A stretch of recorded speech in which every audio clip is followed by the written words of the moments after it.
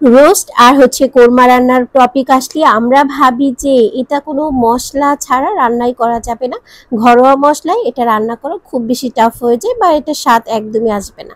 এই ধারণাটা একদমই ভুল। আজকে আপনাদের একদম ঘরোয়া মশলায় একটা পারফেক্ট রোস্ট বা কোরমা রান্না করে দেখাচ্ছি। এই জন্য আমি এখানে ফ্রাই প্যানে তেল দিয়ে নিয়েছি আর লবণ হলুদ দিয়ে আমি চিকেনটাকে একটু ম্যারিনেট করে রেখেছিলাম 10 মিনিটের মতো। এখন ভালোভাবে একটু ভেজে নিচ্ছে। আজকে দেশি মুরগিটা দিয়ে আমি আজকে কোরমা বা রোস্ট রান্না করে আপনাদের দেখাচ্ছি। এখন একটু হালকা যখন ব্রাউন কালার চলে আসবে চিকেনটাকে উলটপালট করে ভালো করে ভেজে নিতে হবে। আজকে আমি যেহেতু দেশি মুরগি চিকেনটা দিয়ে রান্না করছি, এটা যদি হালকা একটু ভেজে নেওয়া হয় এটা খেতে ভীষণ মজা লাগে। ভাজার সময় খেয়াল করতে হবে অনেক বেশি আর কি ফ্রাই না হয়ে যায়। আমি কিন্তু হালকা ফ্রাই করে নিয়েছি, নাহলে কিন্তু চিকেনটা ড্রাই হয়ে যাবে, তখন খেতে একদমই ভালো লাগবে না।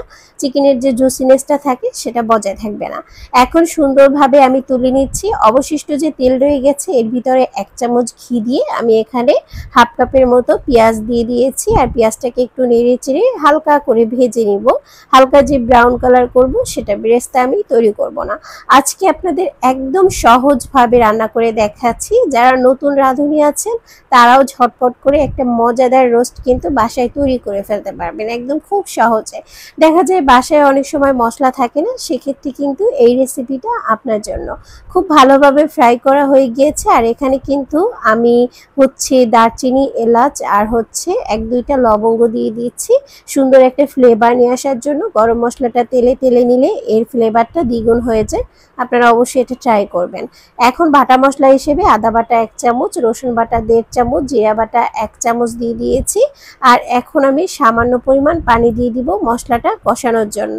খুব ভালোভাবে মশলাটা কষাতে হবে। রোস্ট রান্নার সময় আপনাকে খেয়াল রাখতে হবে যাতে মশলা ভালোভাবে কষানো হয়।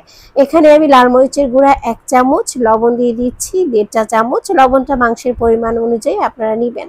আমি কিন্তু চায়ের চামচের পরিমাপ বলছি। আর টক দই দিয়ে দিচ্ছি চায়ের চামচের 4 চামচ। আর টমেটো সস দিয়ে দিচ্ছি 2 চা চামচ। এখন ভালো করে নেড়েচেড়ে এই মশলাটাকেও কষিয়ে নিতে হবে। রোস্টের মশলা আপনি যত ভালোভাবে কষাবেন এর টেস্টটা খুবই ভালো আসবে। আর এখানে আমি টক দই তো আগে দিয়ে দিয়েছি। এখন বাদাম বাটা আর পেঁয়াজ বাটা 1/3 কাপ দিয়েছি। দুইটা মিলিয়ে 1/3 কাপ করে পেস্ট করে দিয়ে দিয়েছি। আর এখন ভালো করে নেড়ে চেড়ে নিচ্ছি। দেখতেই পাচ্ছেন আমি কোনো ধরনের প্যাকেট মশলা, গরম মশলা কোনো কিছুই ব্যবহার করিনি। আস্ত যে গরম মশলা সেটা কিন্তু আমি ব্যবহার করেছি। এখন আমি চিকেনগুলোকে যে ভেজে রেখেছিলাম সেগুলো অ্যাড করে দিচ্ছি। এখন নেড়ে চেড়ে খুব ভালোভাবে কষিয়ে নিতে হবে। চিকেনটা মশলার সাথে 5 মিনিটের মতো কষিয়ে নিতে হবে, তাহলে খুব ভালো একটা ফ্লেভার চলে আসবে। চিকেনটা একদম আঠালো হয়ে আসবে যখন ঝোলটা, তখন বুঝতে পারবেন এটা খুব ভালোভাবে কষানো হয়ে গিয়েছে।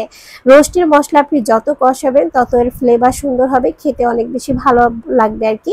এখন আমি এখানে গুঁড়া দুধটাকে লিকুইড করে 1 কাপ দুধ দিয়ে দিয়েছি। এটাই কিন্তু আমার চিকেনটা সিদ্ধ হয়ে যাবে।